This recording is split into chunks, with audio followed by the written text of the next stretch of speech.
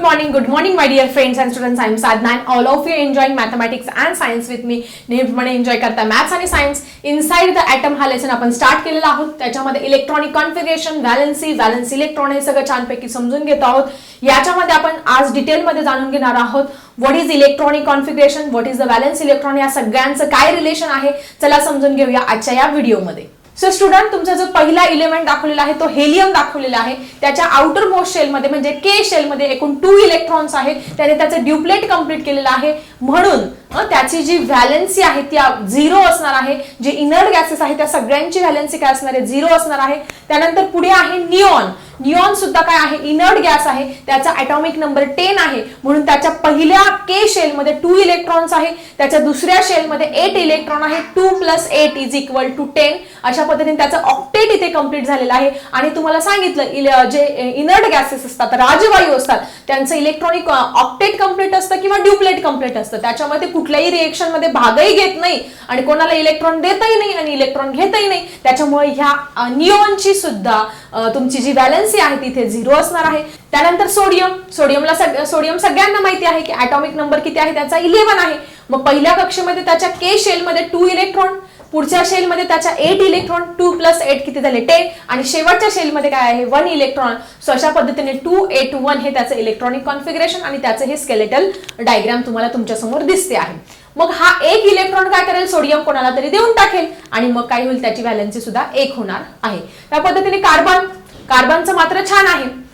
Carbon जो आहे 2 पहिल्या कक्षेमध्ये काय असणार आहे, त्याच्या 2 इलेक्ट्रॉन असणार आहे आणि दुसऱ्या कक्षेमध्ये 4 इलेक्ट्रॉन असणार आहे. मग एक तो 4 इलेक्ट्रॉन तो देऊ शकतो किंवा 4 इलेक्ट्रॉन घेऊ पण शकतो म्हणून कार्बनची व्हॅलेन्सी काय असणार आहे, इथे 4 असणार आहे. सो अशा पद्धतीने valence electron, valency, electronic configuration या सगळ्या कन्सेप्ट आपण इथे डिटेल मध्ये छानपैकी क्लिअर केलेला आहे. तुमची कन्सेप्ट क्लिअर झाली की नाही जरा कमेंट मध्ये लिहा आणि व्हिडिओ आवडत असेल तर नक्की लाईक. सो स्टुडंट, अजून एक इलेमेंटचं आपण इलेक्ट्रॉनिक कॉन्फिगरेशन बघूया.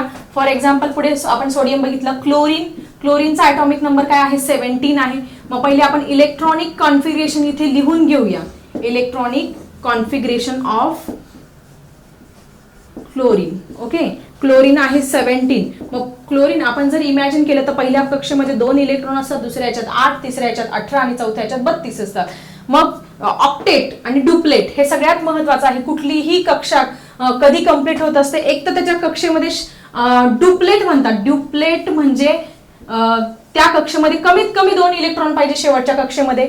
आणि ऑक्टेट म्हणजे ते कंप्लीट होण्यासाठी 8 इलेक्ट्रॉन शेवटच्या कक्षेमध्ये पाहिजे. 2, 8, 18 आणि 32 अशा पद्धतीने इलेक्ट्रॉन हे पाहिजे. मग आता पहिल्या याच्यामध्ये 2 तर झाले, दुसऱ्या याच्यामध्ये किती असणार आहे तुमचे 8. मग 2 + 8 किती झाले तुमचे 10 झाले आहे. मग 10 + किती 17 होणार आहे. म्हणजे तुमच्या थर्ड ज्या शेल आहे त्या शेल मध्ये असणारे तुमचे 7 इलेक्ट्रॉन. आणि आता आपल्याला काय करायचं आहे, याचं इलेक्ट्रॉनिक कॉन्फिगरेशन हे आपल्याला दाखवायचं आहे. मग आपण सगळ्यात पहिले क्लोरीनचा जो ॲटम आहे क्लोरीन 17 इथे लिहून घेतला. हा न्यूक्लियस असतो. मग आता पहिल्या तुमची जी शेल आहे के शेल, याच्यामध्ये किती इलेक्ट्रॉन 2 इलेक्ट्रॉन अशा पद्धतीने दाखवले. दुसरी जी शेल आहे त्याच्यामध्ये किती आहेत, इथे 8 इलेक्ट्रॉन. ते 8 इलेक्ट्रॉन 1, 2, 3, 4, 5, 6, 7, 8. सो अशा पद्धतीने दोन्ही शेल याचं ड्युप्लेट कंप्लीट झालेलं आहे म्हणजे 2 इलेक्ट्रॉन आहे. याचं ऑक्टेट कंप्लीट झालेलं आहे. मग आता शेवटच्या शेलमध्ये किती आहे 7 इलेक्ट्रॉन. तर शेवटच्या शेलमध्ये आपण दाखवणार आहोत अशा पद्धतीने 7 इलेक्ट्रॉन. 1, 2, 3, 4, 5, 6 and 7 electron. 1 इलेक्ट्रॉन काय आहे ऑक्टेट कंप्लीट होण्यासाठी कमी आहे. सो अशा पद्धतीने इलेक्ट्रॉनिक कॉन्फिगरेशन कसं दाखवायचं हे तुम्हाला इथे क्लिअर झालं असेल.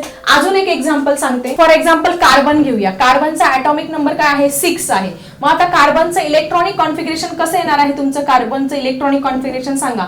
पहिल्या कक्षेमध्ये काय असणार आहे 2 इलेक्ट्रॉन असणार आहे आणि दुसऱ्या कक्षेमध्ये मग 2 + हाऊ मेनी = 6. मग दुसऱ्या कक्षेमध्ये तुमचे 4च इलेक्ट्रॉन तिथे असणार आहे. म्हणजे आपण हे जर शो करायला गेलो, दिस इज कार्बन C6. जर पहिल्या कक्षेमध्ये आपण 2 दाखवले तर दुसऱ्या कक्षेमध्ये 2 + हाऊ मेनी = 6. 1, 2, 3 आणि 4 = 6. अशा पद्धतीने इलेक्ट्रॉनिक कॉन्फिगरेशन काय करायचं आहे तुम्ही दाखवायचं आहे वेगवेगळ्या इलेमेंटचं. खूप सारे एलिमेंट्स तुमच्या पुस्तकामध्ये दिलेले आहे. 2 एलिमेंट्स मी तुम्हाला होमवर्कला देते आणि याचं इलेक्ट्रॉनिक कॉन्फिगरेशन तुम्ही तुमच्या नोटबुकमध्ये शो करा. So student, this is for your होमवर्कला देते. तर निऑन ह्या जो मेटल आहे किंवा इलेमेंट आहे याचा ॲटॉमिक नंबर 10 आहे. याचा इलेक्ट्रॉनिक कॉन्फिगरेशन किती आहे? आणि पुढे आर्गॉन याचा ॲटॉमिक नंबर आहे 18 की जो आपण झेडने दाखवतो. याचं इलेक्ट्रॉनिक कॉन्फिगरेशन दाखवा आणि अशा पद्धतीने तुम्ही शो पण करा by the help of shell. So I think electronic configuration नक्की कन्सेप्ट काय आहे, K shell, L shell, M आणि एन शेल यांची कॅपॅसिटी काय आहे हे सगळं आजच्या या व्हिडिओमध्ये तुमचं क्लिअर झालं असेल. आता तुम्हाला कधीही आय थिंक कसलीही अडचण येणार नाही इलेक्ट्रॉनिक कॉन्फिगरेशन विषयी. सो स्टुडंट, पेज नंबर 35 वरती 5.9 हा चार्ट खूप इम्पॉर्टंट आहे एक्झामसाठी आणि तुम्हाला फिल इन द ब्लँक्स मध्ये किंवा कुठेही इलेक्ट्रॉनिक कॉन्फिगरेशन खूप इम्पॉर्टंट आहे. व्हॅलेन्सी काय आहे, व्हॅलेन्स इलेक्ट्रॉन काय आहे, इलेक्ट्रॉनिक कॉन्फिगरेशन काय आहे, या सगळ्यांचं काय रिलेशन आहे ह्या चार्ट मधून तुमच्या लक्षात येणार आहे. तर पहिल्या याच्यामध्ये नंबर दाखवले, इथे इलेमेंट्स दाखवले, त्याचे सिम्बॉल दाखवलेले आहे. इथे मॉलिक्युलर फॉर्म्युला, व्हॅलेन्सी सगळ्यांना सांगितलं शेवटच्या कक्षेमध्ये किती इलेक्ट्रॉन आहे. इथे इलेक्ट्रॉनिक कॉन्फिगरेशन आणि इथे व्हॅलेन्स इलेक्ट्रॉन आणि इथे 8-6 म्हणजे ऑक्टेट कंप्लीट करण्यासाठी एकतर जे शेवटच्या कक्षामधले इलेक्ट्रॉन एकतर ते द्यावे लागतात किंवा घ्यावे लागतात ते तिथे दाखवलेलं आहे. तर आता पहिले हायड्रोजन दाखवलेला आहे. हायड्रोजन हा क्लोरीनशी ज्यावेळेस कॉम्बाईन होतो तो हायड्रोक्लोरिक ऍसिड तयार होत असतं. मग याची हायड्रोजनची जी व्हॅलेन्सी आहे ते सगळ्यांना माहिती आहे की हायड्रोजनचा ॲटॉमिक नंबरच 1 आहे म्हणून त्याचं व्हॅलेन्सी 1, इलेक्ट्रॉनिक कॉन्फिगरेशन पण 1, व्हॅलेन्स इलेक्ट्रॉन पण 1. इथे त्याचं काहीच असणार नाहीये कारण तो ऑक्टेट कंप्लीट करत नाही, काहीच नाही. त्याच्या शेवटच्या कक्षेमध्येच एकच इलेक्ट्रॉन असतात. त्यानंतर आपण क्लोरीन घेतलं. क्लोरीन ज्यावेळेस हायड्रोजन बरोबर कंबाईन तेव्हा हायड्रोक्लोरिक ऍसिड तयार होत असतं. मग ह्या जो क्लोरीन आहे, क्लोरीनचा ॲटॉमिक नंबर सगळ्यांना माहिती आहे, क्लोरीनचा ॲटॉमिक नंबर 17 आहे. मग त्याचं इलेक्ट्रॉनिक कॉन्फिगरेशन पहिल्या कक्षेत 2, दुसऱ्याच्यात 8 आणि शेवटच्याच्यात 7 असणार आहे. मग इथे इलेक्ट्रॉनिक कॉन्फिगरेशन किती आहे? 2, 8, 7 आहे. व्हॅलेन्स इलेक्ट्रॉन शेवटच्या कक्षेमध्ये किती इलेक्ट्रॉन आहे? 7. मग त्याची व्हॅलेन्सी काय असणार आहे? मग काय होईल, ह्या क्लोरीनला हे 7 इलेक्ट्रॉन देण्यापेक्षा 1 इलेक्ट्रॉन घेणं सोपं जाणार आहे. कारण आपल्याकडचे एवढे 7 इलेक्ट्रॉन देणं त्याला खूपच अवघड, आपल्याकडचं सगळं दान करणं त्याला सोपं जाणार नाही. त्याच्यापेक्षा 1 त्याला उसना घेणं परवडणार आहे म्हणून तो 1 इलेक्ट्रॉन उसना घेतो म्हणून त्याची व्हॅलेन्सी काय असणार आहे? 1 ही असणार आहे. सो स्टुडंट, आता निऑनचा ॲटॉमिक नंबर सगळ्यांना माहिती आहे 10 आहे. तो काय करणार आहे? तो इनर्ट गॅसेस जे राजवायू असतात किंवा inert gases argon, krypton, xenon, neon हे कोणाबरोबरही त्याचे जे इलेक्ट्रॉन्स आहेत ते शेअरही घेत नाही, कोणाकडून घेतही नाही, कोणाला देतही नाही, कुठल्याही केमिकल रिॲक्शन मध्ये सहभागी सुद्धा ते होत नाही. म्हणून निऑन जो आहे तो काय आहे? त्याचा पहिल्या कक्षेत 2 इलेक्ट्रॉन आणि दुसऱ्या शेलमध्ये 8. सो 8 + 2 10 येणार आहे. तो कोणाला देणारही नाही, घेणार नाही. सो त्याची व्हॅलेन्स इलेक्ट्रॉन इथे 0 येणार आहे आणि तो कोणाला देत नाही, घेत नाही, त्याच्यामध्ये ते डॅश येणार आहे. पुढे फ्लोरीन. आता हा जो फ्लोरीन आहे तो ज्यावेळेस हायड्रोजन बरोबर कंबाईन तेव्हा हायड्रोफ्लोरिक ऍसिड हे तयार होत असतो. सो फ्लोरीन जो आहे त्या फ्लोरीनचा ॲटॉमिक नंबर 9 आहे, सगळ्यांना माहिती आहे. मग त्याचं इलेक्ट्रॉनिक कॉन्फिगरेशन काय येणार आहे? 2, 7 येणार आहे. 7 + 2 9 येणार आहे.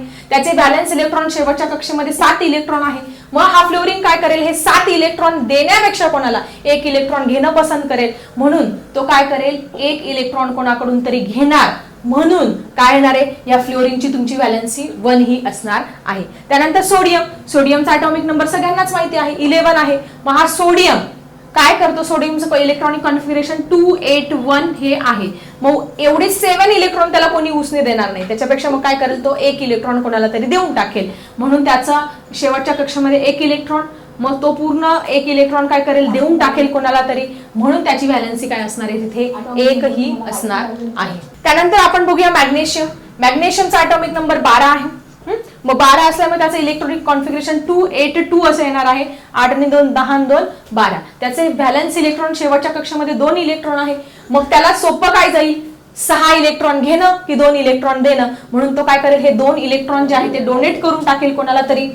डोनेट केल्यानंतर मग त्याची व्हॅलेन्सी किती असणार आहे? 2 असणार आहे कारण तो 2 इलेक्ट्रॉन काय करतोय? डोनेट करतोय. इथे सोडियम पण काय करतो? 1 इलेक्ट्रॉन डोनेट करतो म्हणून त्याची व्हॅलेन्सी 1.